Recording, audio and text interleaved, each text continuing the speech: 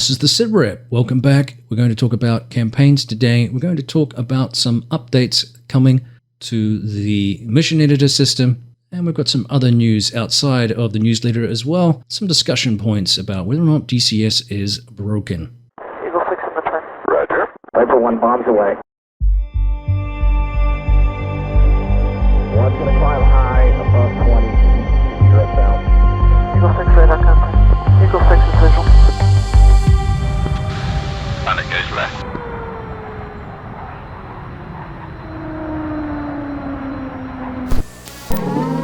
Welcome back to the DCS SITREP, where we discuss news and information about the world's premier combat flight simulator for the home PC. It's DCS World, it's produced by Eagle Dynamics, and I'm your host once again, Prickly Hedgehog. Let's begin today with the plug for the Arctic Thunder campaign, coming in the next update for DCS World. Remember that this one is produced by Bolted Dragon and Reflected Simulations, a symbiosis of two of some of the best campaign makers in DCS World right now. Now, this is coming in Q4 2024. I predicted it should be this month if there is a patch released.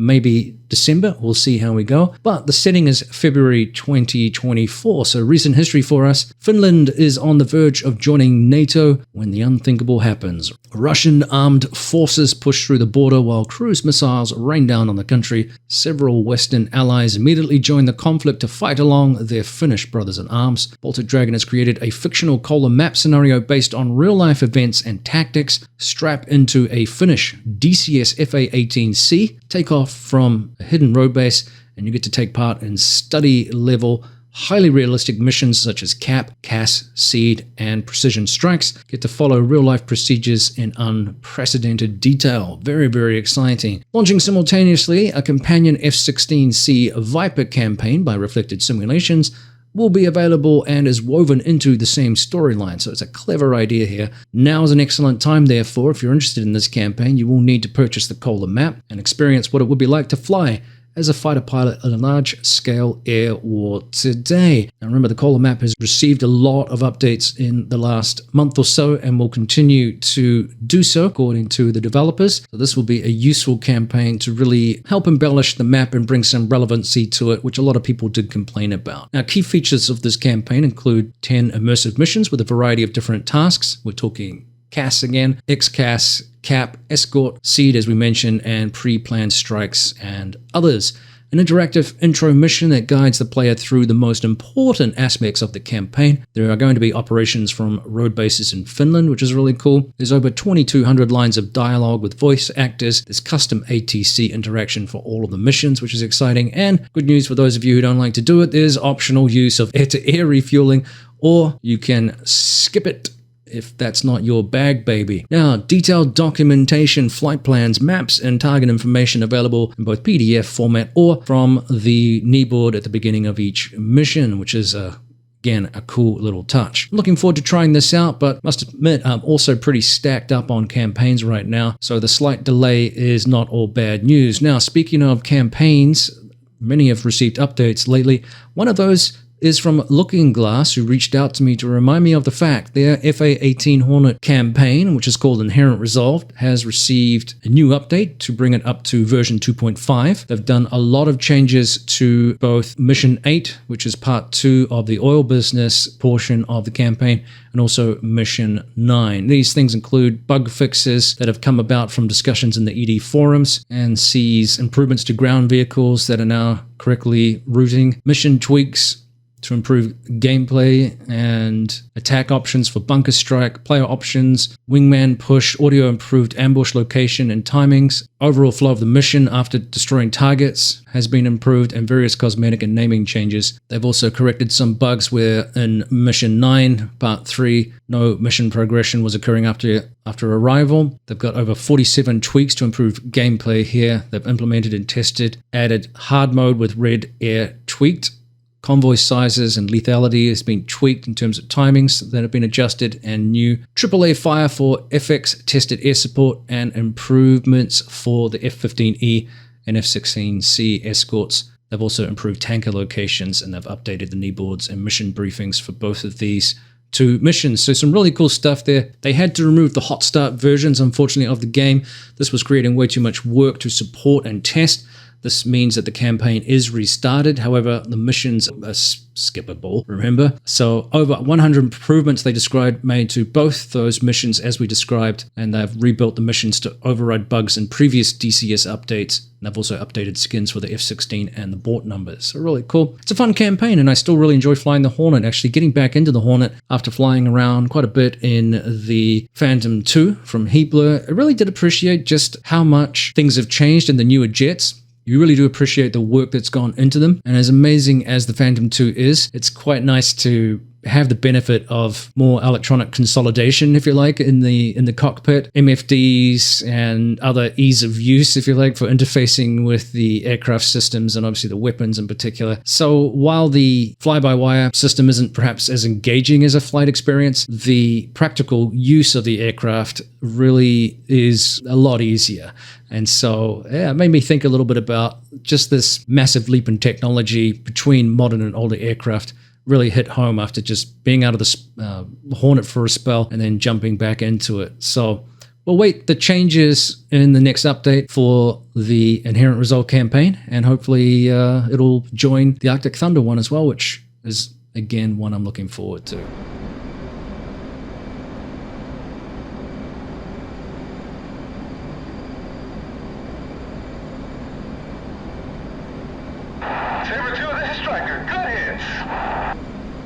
Well, let's turn to some news about Eagle Dynamics' mission editor select tool. So they've done some tweaking here, which I think is quite good. They've also done some major updates to the updater that are coming as well, which I think you're going to enjoy. So let's start with the select tool. Coming soon to the mission editor is the ability to group together units, objects, trigger zones, and drawings into a larger group that can be moved as a whole using click and drag. So definitely something a little bit more modern there. You can also copy, paste, delete, and rotate them, which is really helpful. This makes the process of creating missions in DCS much easier and faster, particularly when using hotkeys. So a cool little addition there, probably something long overdue for those of you that use the mission editor frequently. Now, this is one that I'm really interested in, and I think will be very helpful considering the number of people that complained recently about the size of the recent update, how long it took, and also for people that are just on a budget or just don't have enough disk space to, have all of their games together, consolidated because of the size of DCS, the new modules, the new maps, etc., etc. And it's forcing people to make some difficult decisions about what they have loaded up in the game and whether or not they're going to update. So the amount of disk space required for an update will be reduced to the size of the new file with no additional space for intermediate processing. So that's going to be good news for those people that were complaining about this size of the game. So this is going to assist those of you with little remaining disk space, as I'm saying here. Parallel unpacking and checking of large files. This aims to drastically reduce the unpacking time that I'm describing here and the time for verification of files. Again, this is great news. Please note that the updater downloads and unpacks all new files before deleting the replaced ones to keep DCS in an operable state as long as possible and to reduce the update installation time. So this is going to allow updates to be paused or cancel without breaking the game. Again, fantastic news. For restricted disk space scenarios, so those of you who are in that category, pay attention, it is possible to create an update mode where old files are deleted before downloading new ones, which is really cool. However, you will not be able to run DCS until the update is completed. With the upcoming integration of the DCS updater into the launcher, downloading of updates in the background while running the game will now be possible. So that's, again, some really cool news. Definitely one of the more productive and helpful things. And again, as I said, I think that's going to benefit players that are struggling or have been complaining recently about disk space, the size of the game, the number of modules, and having to make kind of harsh decisions about, well, I can run Afghanistan, but I can't run one of the other maps. I can run X, Y, and Z modules, but the ones that I definitely don't fly very often, I'm going to have to delete them or uninstall them just to save space. So hopefully this will be beneficial for you. We'll see how that gets implemented. I don't know if that will be available in the next update or not. Stay tuned, as always.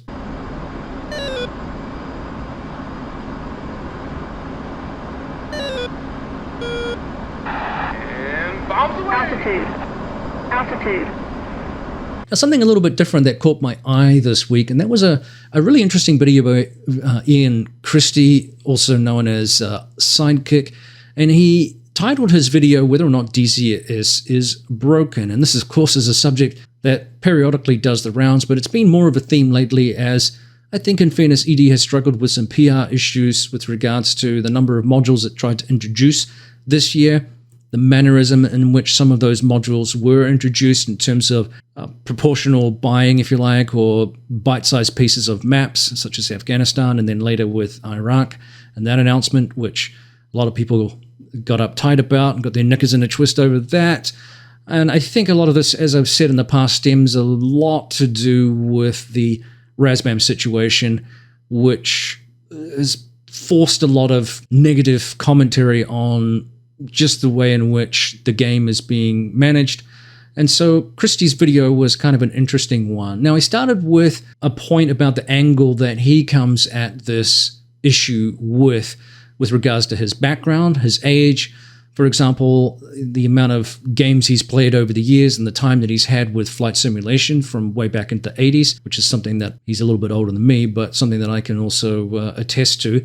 But he also has, and this is something I don't have, he has a background with his real-life work in the aeronautical and space industry as a business consultant. So he's analyzing the DCS game from a business point of view, from a consultancy point of view, and from an experience point of view with regards to a long time playing flight simulation, which is a good caveat to begin with and a good mechanism for reminding people, hey, this is my bias, which I thought was useful because it's impossible to avoid some bias. Now, he basically pointed to the business model as he sees it, which in simple practice relies right now on the sale of new modules to fund the company's expenses and also fuel, therefore, the ongoing support for released modules and any new projects that are coming up. He suggested at some point towards the end of the video, this mechanism might reach some sort of crisis point or force ED in some way to make some serious changes in order to keep the company afloat. What that looks like, what that is exactly,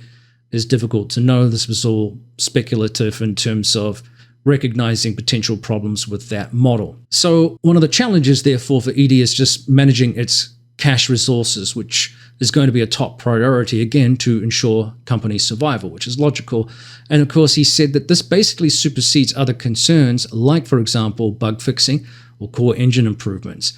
So typically in most companies, wages are some of your biggest expenses and obviously one of your top priority. You can't function if you don't have employees. So as long as there is sufficient funding, the team can continue to keep people employed and to develop more modules and or work on the existing ones, as well as updating and tweaking the core engine, which we've basically been seeing, even if not everybody is happy with the work that they are seeing. So Christie also pointed out that one of the challenges for ED is their sprawling player base, which is loosely scattered across its various fans of rotary wing aircraft. We've got fixed wing aircraft. We've got the World War II era. We've got the jet era. We've got Cold War and kind of post-Cold War era aircraft as well. Additionally, we have single player versus multiplayer and also closed group multiplayer fan bases, which something is I got involved with the Air Warfare group, which was probably the most exciting and enjoyable time I've ever had with DCS. Working with a small group of like-minded people was really fun. The only challenge, of course, with that is keeping schedules, and life got in the way, and we're not doing that anymore, unfortunately, just because of those challenges. Life gets in the way, busyness, and trying to keep everyone on schedule is really tough to do, even when in a small group of half a dozen to maybe a dozen players. So, therefore, among the competing interests and experiences in using DCS, improvements to the game may or may not satisfy all of the player groups within the community, making it extremely difficult for ED to avoid criticism and sentiments of abandonment, especially in the base who have invested in premium modules but haven't yet seen them through to completion. So this is one of the most oft complained about issues from DCS players. As I kind of say, you can't please some of the DCS community any of the time, because there are just those people that are insistent upon just attacking ED, just destroying and, lambasting them for every decision that they make. And even if your point is valid, there is a limitation to how effective that kind of complaining is going to be. And as Christie points out, ED's not running a popularity contest. Your complaints are only so far valid as how much you're willing to pay in order to keep your foot in the door with Eagle Dynamics and the game. So it really is some interesting points about the game's strengths and weaknesses as they currently stand. And one of the things he said was that there is limits on the developer's ability to respond to customer issues and demands right now because of the fragmented community as we described, and the habit of releasing modules for monetization early in the development process rather than completing the release module. It appears they then work on a new module in order to release that in the ecosystem to gather more revenue. And so this is, again, one of those complaints. So it's a cyclic delivery of early access modules, which is part of the chief complaint among some community members when the pre-existing modules, let's just say the F-16, for example, appears to still be in early access. What is it, 3, maybe 4 years after it's released? I think the Hornet was released in 2018. That is actually out of early access. Of course, it's still being worked on, which is to be expected in the evolution of the game. Updates to the flight control system recently and the flight model as an example. So that's to be expected. And even Ron Zambrano said, yeah, I mean, with the complexity of these modules, they'll never really be finished because there will always be something. New technology comes into the game. They make a breakthrough in some core portion of the game, which allows them to do more, and we've seen those very things happen. So there's always going to be a certain amount of evolutionary processes with this, but I get the designation of early access seems to be quite a while for some of these modules. Now, the silver lining in all of this analysis was that he still said that DCS is the most authentic military flight sim experience available on the market right now. It excels as a study sim, and for those interested, particularly in their own mission and campaign development. And I'd argue too, as I mentioned before, that closed group team play is one of the best experiences I've ever had with DCS. It's something we did with the Air Warfare group, and unfortunately, after a couple of years, we just weren't able to keep it going. But again, it was a fantastic experience. Even with the aircraft, we used the F-18 a lot. At that time in their development, there was still a heck of a lot that we could do with it to mimic airmanship and working together as a team and doing some really fun things that mimicked what real pilots do, right? Now, one of the gaps in my analysis, and certainly what Ian Christie identified, is that neither of us knows the actual numbers involved regarding the sales figures and also the community member size, which is likely one that also fluctuates a little bit for a variety of reasons. So if we're talking about sales, if we take a module like the Hornet, which retails for $79.99 right now, it's long out of early access, of course, and sales do come up from time to time, so you can get some money off it. But even if they sell, say, 15,000 units at that price, that's about $1.2 million. Now, remember that Simon Pearson, who was ED's business development manager, indicated in an interview back in 2020 with Tim Davis from Fast Jet Performance, interesting guy, that the cost of production per year on premium modules is about $1 million per year, right? Now, the Apache was in development for 2 years prior to its release. As I said, the new aircraft typically are discounted as part of the early access sale. So when that occurred with the Hornet, it was $59.99 in 2018. And the team would need to sell to break even roughly 33,000 units, unless my math is completely bunk here. So that's a lot of sales. So there's a lot riding on the success of some of this module release, and it explains perhaps why ED is keen to get these things out to help support the cost of developing these modules and therefore improving them. The other revenue source missing, though, I think, from this equation is potentially the work ED does for private contracting. It's wares. These can be lucrative contracts. We're talking here military or commercial contracts. It is a fiercely competitive environment. Again, we don't really have any information on this portion of ED's portfolio and how much this helps supplement whatever they're doing with DCS World. The bottom line is I don't have enough information on the extent and success of ED's current revenue sources and general business practices to assess the effectiveness of the way in which the module sale process is employed to make money. The company's been around for 15 years, remember?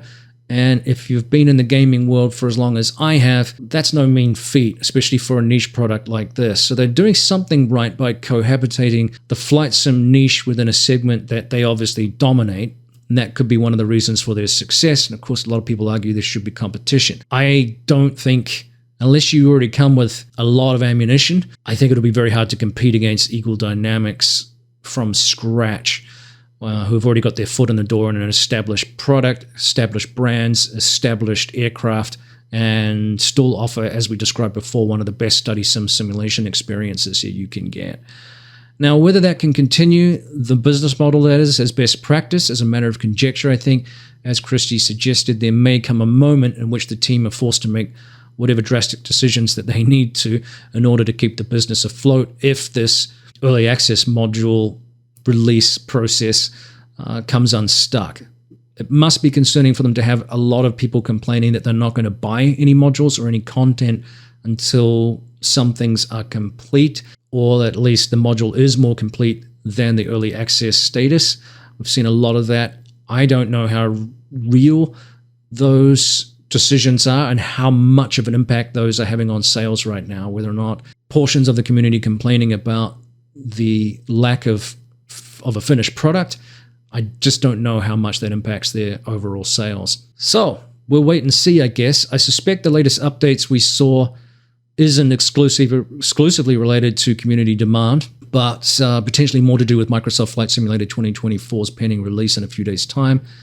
If I was ED, I would be eager to try to release this fulcrum for the end of Q4 or at the latest Q1, so that once the hype around Microsoft Flight Simulator has dissipated, which it will, this will help draw and drag DCS players back. And there's always a certain amount of crossover. People that get involved in Microsoft Flight Simulator end up discovering Eagle Dynamics and DCS World. Definitely the player base has grown significantly compared to a few years ago, which has been beneficial. So we'll see how these two products interact with each other and what this means for flight simming in general. Now, the final question, whether or not DCS is broken, I think was more of a subjective analysis or opinion, depending on, again, how you use the game. On the one hand, it's the best study flight sim available on the market. On the other hand, it lacks a single-player, multiplayer dynamic campaign, and there's some issues with the AI, and people want more finished product. So we'll see what eventuates in the remaining weeks of the year as we count down in terms of updates and, again, how much of an impact Microsoft Flight Simulator 2024 has on DCS World. Stay tuned. Tango 1, double target is Tango 4, Bravo 65, 20 below. Tango 1, target 4, Bravo 060, 16, 5000. Copy. Now, we're nearing the end of another SITREP here, but before we go, we should mention that the game did get a hot fix this week to prevent some crashes. I got some sneak pics here of updates coming to South Atlantic regarding winter seasonal imagery, which is really cool. I got to see some of the work there that's being done, some improvements to the visual meshes and things that look really realistic. So hopefully we can bring you some more updates on that map in the near future and some more news about it and others besides in the very near future. Maps are really cool right now, despite all the complaining by some people about the way in which they're being introduced. I still think there's some really cool things to experience in flying in DCS World. Now, we plugged this last week, but don't forget to check the Dogfighting Month competitions going on, courtesy of Pimax and some of the affiliate channels with DCS World, including the Grim Reapers. I'll post a link to that in the description below, including a link to my channel's discount code if you want some money off Pimax crystals, which make DCS look absolutely fantastic. Definitely one of the best VR headsets around. They're not cheap, so any kind of discount, well, it's going to help, right? I'll leave you with some images from the major update to Syria recently, which are well worth taking a look at. And I recommend the map if you don't already own it. It's been well done by Ugra Media. Thanks for the support recently too. We did push over 12,000 subscribers last week. That's all thanks to those subscriptions. So the likes, the comments, the sharing, and of course the subscriptions just keep this little channel chugging along. So on that note, we'll end it here. Thank you so much for tuning in, and we'll see you next time on the DCS SITREP. Double targeting with Tango 4. Tango